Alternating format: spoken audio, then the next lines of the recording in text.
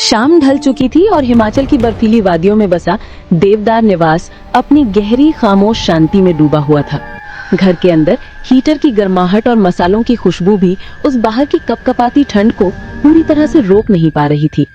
घर की नई बहू कविता, जिसने इस पहाड़ी जीवन को अभी अभी अपनाना शुरू किया था, कांपती हुई रसोई से बाहर निकली। उसके ससुराल वाले, ससुर जी, सास जी और पति विकास ड्राइंग रूम में अंगीठी के पास बैठे थे। कविता, क्या हुआ? तुम इतनी कांप क्यों रही हो? सास जी ममता देवी ने चिंता से पूछा। कविता ने अपनी शॉल कस कर लपेट ली। पता नहीं माँ जी, मुझे अचानक बहुत तेज ठंड लग रही है, जैसे मेरी हड्डियों तक में जम गई हो। रसोई में बहुत देर रुक गई शायद। विकास तुरंत उठा। तुम जाकर रजाई ओढ़कर लेट जाओ, मैं अभी तुम्हारे लिए गर्म काढ़ा लाता हूँ। अगले कुछ मिनटों में कविता अपने कमरे में मोटी रजाई के नीचे थी, लेकिन ठंड कम होने की बजाय बढ़ती जा रही थी। उसे लगा जैसे उसका कमरा नहीं बल्कि पूरा घर ही ठंडा होता जा रहा है। आधी रात को विकास की नींद एक भीषण चीख से टूटी। वो घबरा कर उठा और देखा कि कविता रजाई फेंक कर बिस्तर पर बैठी है। उसकी आंखें दहशत से फैली हुई हैं। कविता, क्या हुआ? वो कांपते हुए फुसफुसाई। विकास, दरवाजा बंद है, खिड़कियां बंद है, हीटर चल रहा है, फिर भी कमरा बर्फ जैसा ठंडा है। और मुझे लगा जैसे किसी ने मेरे पैर छू लिए, इतने ठंडे हाथ थे। विकास ने उसे गले लगाया। बस, तुम्हें बुखार हो रहा है कविता, ठंड लग गई है और कुछ नहीं है, तुम डरो मत। लेकिन जब विकास ने कविता के माथे को छुआ तो वो आग जैसा गर्म था, जबकि उसके हाथ और पैर बर्फ की तरह ठंडे थे। सुबह हुई तो कविता का शरीर पूरी तरह से सुन्न पड़ चुका था। डॉक्टर ने जांच की, लेकिन उन्हें कोई साधारण ठंड या निमोनिया का लक्षण नहीं मिला। देखिए विकास बाबू, डॉक्टर ने उदास होकर कहा, उनकी हालत बिगड़ती जा रही है। उनका शरीर अंदर से ठंडा हो रहा है, जबकि बुखार कम नहीं हो रहा। ये कोई सामान्य बीमारी नहीं लगती। ममता देवी ने दरवाजे से हटकर अपने ससुर की पुरानी डायरी उठाई।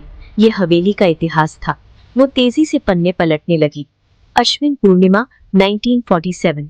उन्हें एक नोट मिला जिसमें लिखा था, आज पूर्णिमा की रात थी जब मेरी छोटी बहन माया की मौत हो गई।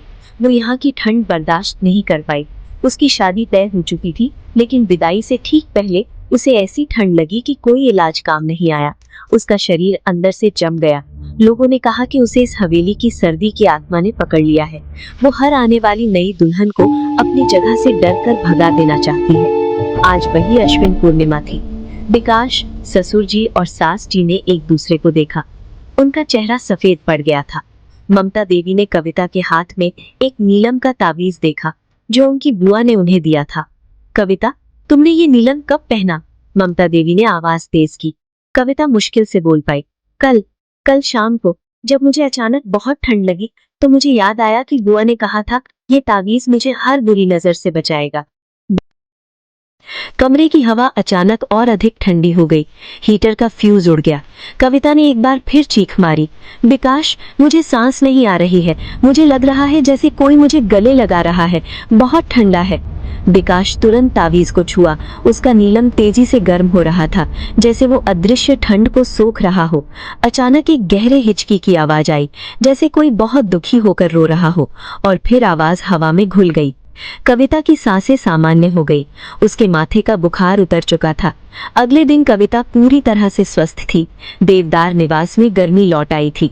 कविता और विकास ने वो हवेली छोड़ दी, लेकिन उन्होंने कभी नहीं जाना कि माया की आत्मा ने नीलम को क्यों छोड़ दिया।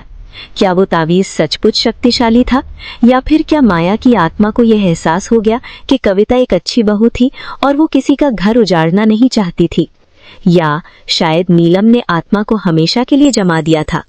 सवाल आज भी अनसुलझा है। बहू को केवल ठंड लगी थी या फिर वो किसी अनदेखी शक्ति का शिकार थी।